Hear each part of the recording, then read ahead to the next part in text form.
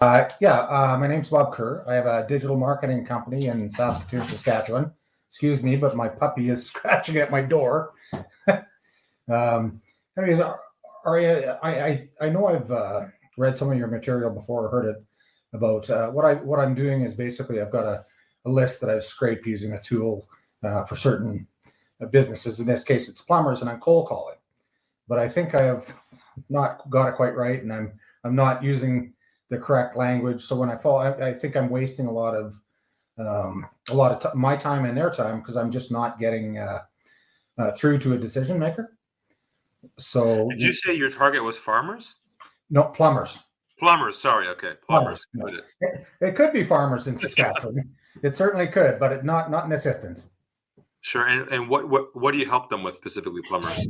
Websites, SEO, digital display ads to target their demographics. They can kind of target by postal code or even demographics, who you are, what you do. So the problem you help them solve, if it's one problem, is what? Is it to have their phone ring for new plumbing jobs?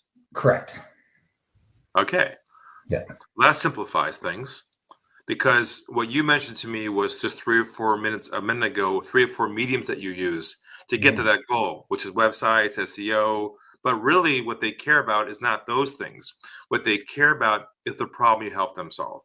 Right. And so what, if you wouldn't mind sharing, when you're making your calls now, what are you saying on the phone from beginning word for word?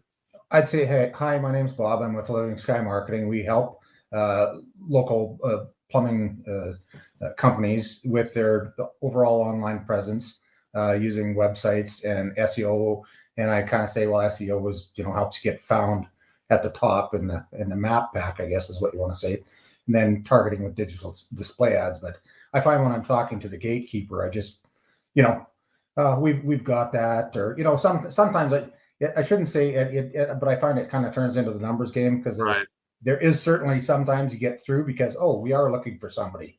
So let me suggest, first of all, that you cut out 90% of what you just said. Perfect. Let's try and decomplex this to make it simple for the receiver of the other end of the call to want to let you in the door without feeling suspicious of your goal being to only make the sale. Okay, so let's start the phone call focused specifically on the actual problem that you solve. So here's what I might suggest. Hi, Julie, my name is Bob. I'm with, XYZ company. I'm just giving you a call. And maybe Bob's the owner of the plumbing company, to see if Bob would be open to some different ways to create more projects, more clients, more plumbing work to grow his business. Is that something you think he'd be open to? That sounds a lot better. You see, what you're doing is you're kind of cramming in all the elements of your solution. But see, they really don't care about how you solve the problem. All they care about is if you're the one to solve it or not. How you do it, online presence may not be their thing. They're sitting, under the tubes in their truck with a wrench, and you're talking about online presence, right? So what I'm trying to do is sort of zero base this process so you can enter the conversation with something that they feel they want.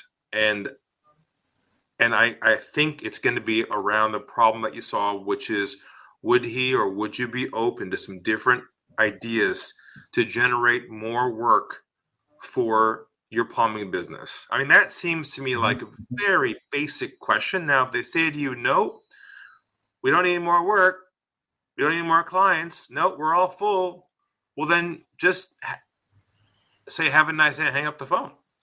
Gotcha. But if you have a very precise question around a problem that they know they need help with, almost every time they'll respond to you back with, what do you mean to tell me more?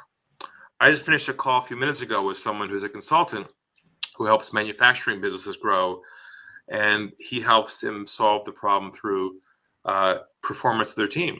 And I gave him this one phrase to use on his calls, and his ads as well, and LinkedIn. I said to him, use this one question. Use are you 100% happy with the performance of your team? And he tried that, and of course he got a yes in the meeting because no one's 100% happy with their team. But the point here is crystallization of the problem. So hopefully, Bob, you give that a try and let us know how it goes. How does that sound? Perfect. Thanks, Ari.